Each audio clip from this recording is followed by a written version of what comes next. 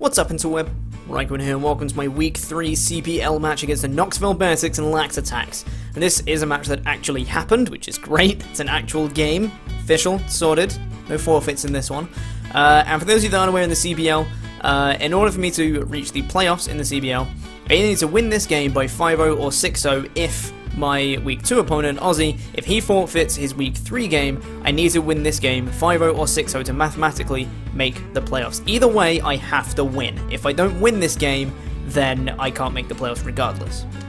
Unless Aussie fights Charmer and then Charmer loses by like 6-0 or something, then I might make the playoffs. But regardless, it's not a very good chance if I lose this game. So I'd have to...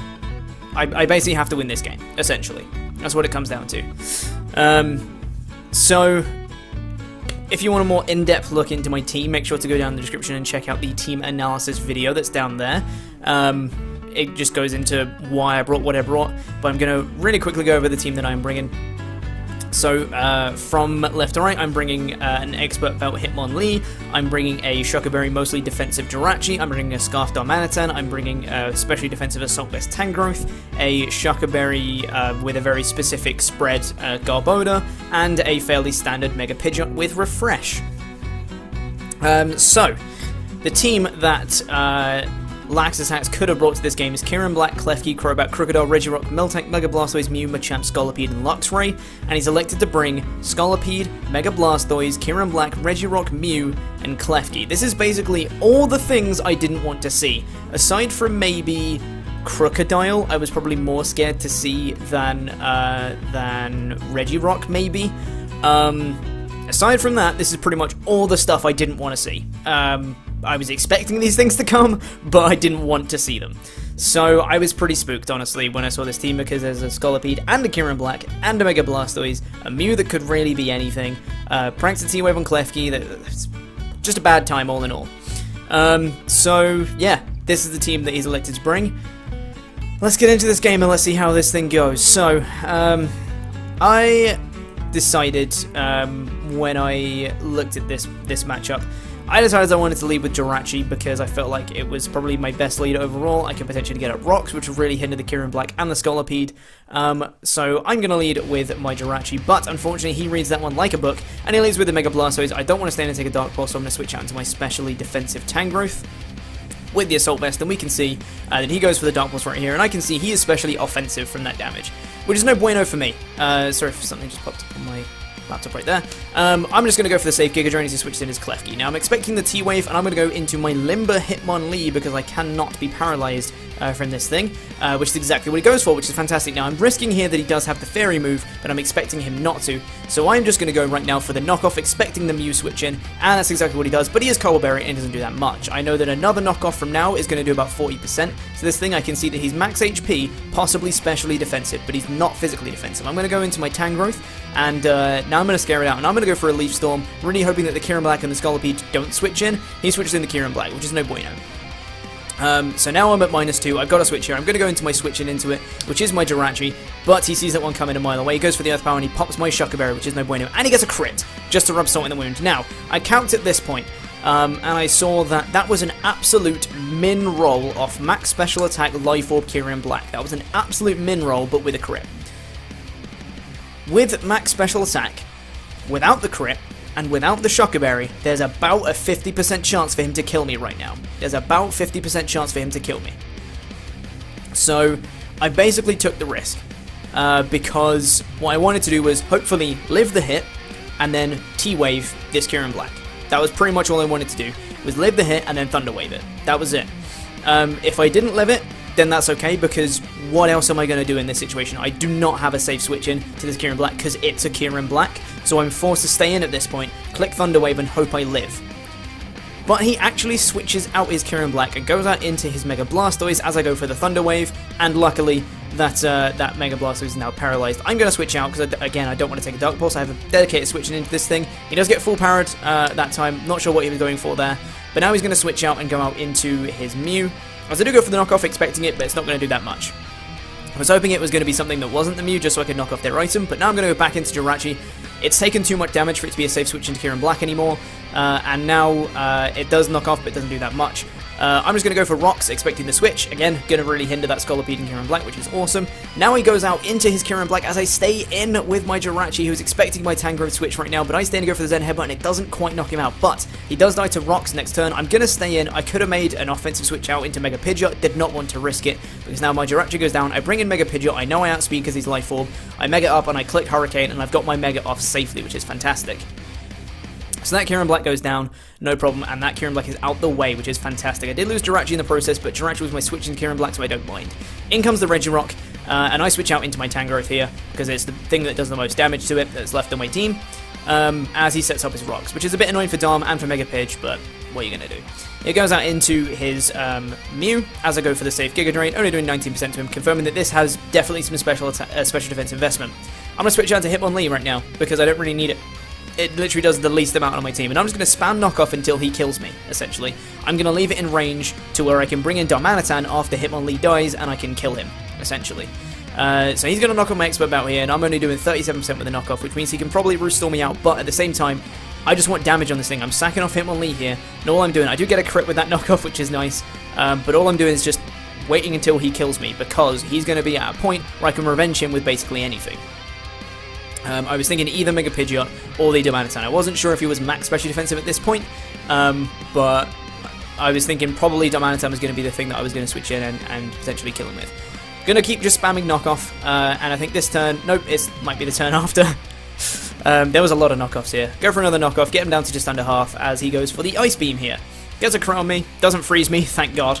I'm going to go for another knockoff, and I actually crit him and kill him, which is just beautiful. I'm so good at this game. So it's a bit unfortunate. His Mew does go down there, but now he's going to bring in the Scolipede. I have to stay in and click Stone Edge, cannot let him set up, as he just goes for the Earthquake, just kills my Hitmonlee. That's fine. He doesn't set up, and that's the important thing. So now I'm going to switch out, and I'm going to go into my Garbodor, which is my dedicated stop to this. He's going to go for the Protect to try and scout what I want to do, as I'm going to reveal I have the Rock Blast. At this amount of HP, I can guarantee to live an EQ, no problem with the Shocker Berry. And now he's going to switch out, and he's going to go into his Klefki. I knew he was going to make that switch, but I could not mess around with the Scolipede in front of me, so I just clicked Rock Blast. It's not going to be doing basically anything to this Klefki. And now I'm going to switch out, and I'm going to go back into my Tangrowth. It's basically the thing that I don't mind being paralyzed left on my team, because I'm minus speed nature anyway, so why the hell not, right? He's going to go for Metal Sound here, as I'm just going to fire off a knockoff, get rid of this guy's item, and we see he has Safety Goggles, which, you know, really doesn't affect the match at all, because I didn't bring Sleep Power. He goes for the Flash Cannon, I'm at -2, and it still only does 28%. Gonna go for Ancient Power, see if I can get the boost. Why not, right? He's gonna go for another Metal Sound, as I'm gonna fire off yet another Ancient Power, see if I can get the boost. I don't. It wasn't just to try and get the boost, it was in case he switched in his Scolipede on me, because again, I don't want that thing set up. Gonna go to Darmanitan here, as I know he's gonna go for a Flash Cannon. Now, I know he's gonna go for the T-Wave, but I don't mind at this point, because he still has Mega Blastoise, he still has Regirock, and I'm not gonna outspeed the Scolipede at +1. So this Darm isn't doing much, his main job is gonna kill Klefki, and that's exactly what he's just done. So Klefki goes down, Darmanitan's not doing much, in comes the Mega Blastoise. We're gonna save this guy's fodder though. Gonna switch out into Tangrowth, because I know at the HP I'm at, I can potentially take 2 Ice Beams. He's going to go for the Rapid Spin.